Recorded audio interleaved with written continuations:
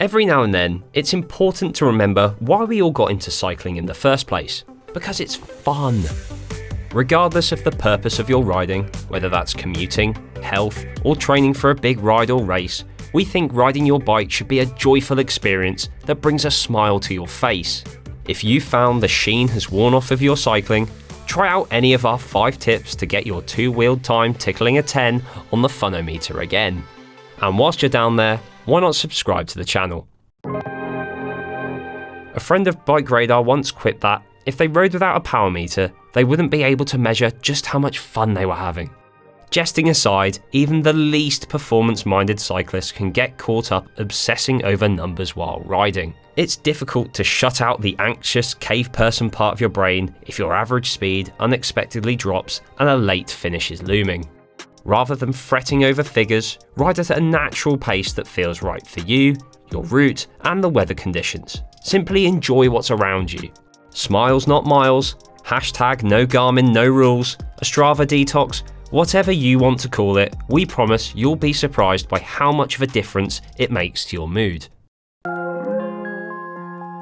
Tired of the same old local loops? Is every pothole in a 10-mile radius of your home ingrained into muscle memory? If that sounds familiar, it's time to pick up sticks and lay down tracks in a new area. We recommend seeking inspiration through the likes of Komoot Highlights, which recommend roads, trails, and landmarks as curated by the app's community.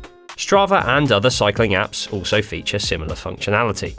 Alternatively, it's hard to beat a good old-fashioned guidebook. Many will even include route maps, which will help if you wish to combine a new adventure with some GPS downtime. After choosing an area you want to explore, we recommend taking a train somewhere with a view to riding back home, rather than relying on catching a service at the end of a ride. With no return leg to worry about, you can, in effect, double your distance over ground on any given ride, greatly increasing your chances of enjoying new vistas. That said, we'd still always plan a modest distance as the crow flies to keep a day manageable if it all goes pear-shaped.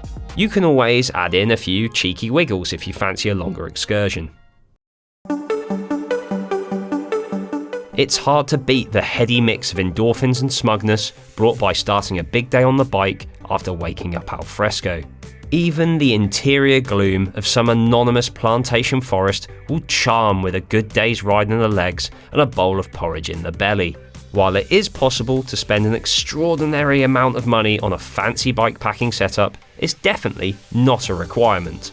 When split among willing friends, even the affordable family-friendly camping gear left languishing in your garage can become a manageable load.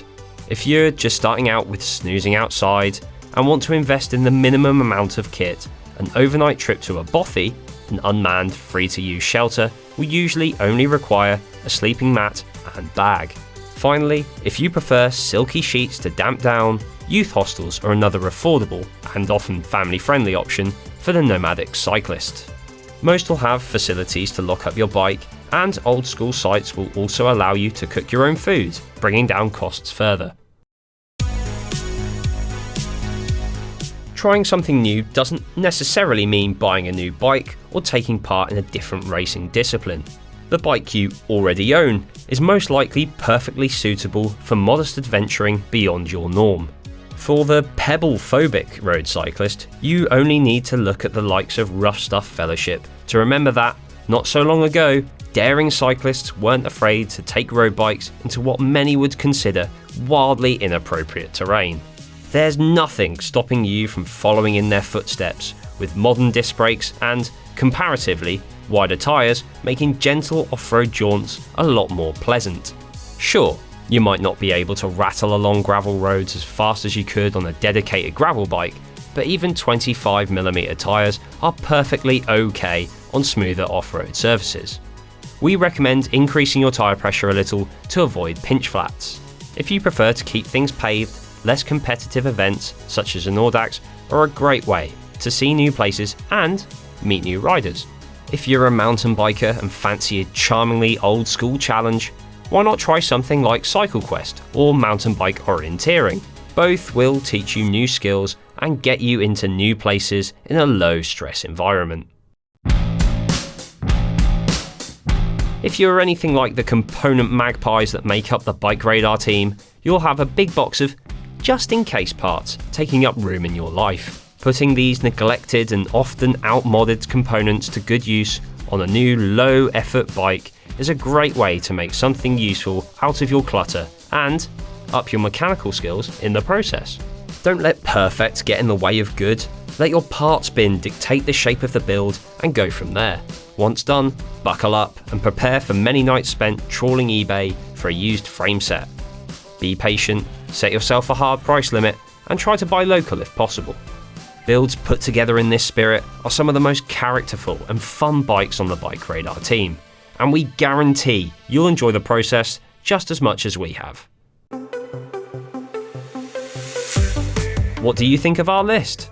Let us know what's made you smile on a recent ride. As always, don't forget to like, subscribe, and click the little bell icon so you get notified every time we upload a new video.